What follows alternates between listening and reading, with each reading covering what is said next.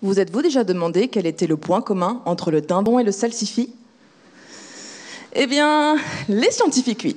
D'ailleurs, on sait aujourd'hui qu'il existe au moins un ancêtre commun entre tous les animaux et les végétaux, et qu'ils partagent donc plus de choses qu'on ne le pensait.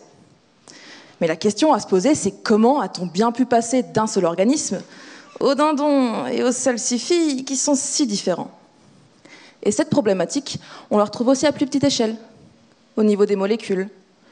Comment, à partir d'une seule protéine dans cet ancêtre, peut-on arriver aujourd'hui à une ou plusieurs protéines avec des formes et des jobs parfois totalement différents?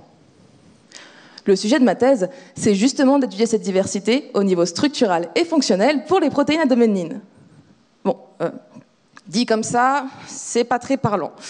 Mais en gros, c'est un peu comme travailler avec des Monsieur Patates.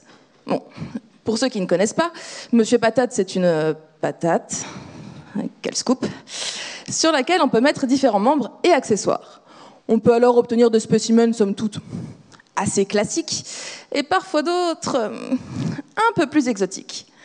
Nous ne sommes pas ici pour juger de la fibre artistique de leur créateur, mais vous vous doutez bien en regardant ces deux patates qu'elles ne semblent absolument pas capables de faire les mêmes choses.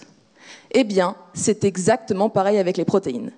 Elles possèdent un ou plusieurs membres, appelés domaines, qui peuvent avoir des formats et des rôles différents, comme un bras pour attraper, ou des yeux pour reconnaître. Et c'est en fonction de ces différents domaines que les protéines peuvent exercer des jobs dans votre corps, comme vous permettre de contracter vos muscles ou de donner la couleur de vos yeux. Moi, je travaille sur différentes protéines qui ont toutes un seul membre en commun. Un bras avec une paire de ciseaux capable de couper les ARN qui s'appelle le domaine. Le problème, c'est qu'il n'est pas très facile d'étudier les protéines dans un organisme.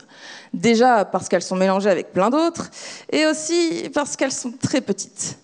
Pour vous faire une idée, la différence de taille entre notre Monsieur Patate et une protéine est la même que celle entre la Terre et un ballon de foot. Donc, pour me faciliter la vie, j'utilise des bactéries comme usine à protéines. Je fais en sorte qu'elles les produisent en grande quantité en leur ajoutant un ou plusieurs accessoires, comme un aimant, pour ne récupérer que celles qui m'intéressent, ou un brassard fluorescent pour que je puisse les voir plus facilement. Une fois que ces usines fonctionnent, je prépare des litres et des litres de bactéries.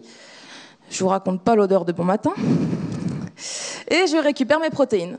Je peux alors regarder ce qu'elles font. Si elles travaillent seules, en équipe, ce qu'elles coupent, comment elles le font. Et aussi étudier leur forme en utilisant d'énormes machines appelées accélérateurs de particules. Et puisque ces protéines sont présentes, voire même indispensables dans plein d'organismes, avec un peu de chance, d'ici quelques années, ces informations pourraient nous permettre de mettre au point des traitements pour l'homme ou d'améliorer le rendement de nos cultures. Je ne sais pas ce qu'en pensent nos cousins éloignés, le dindon et le salsifis, mais personnellement, je trouve ça fascinant.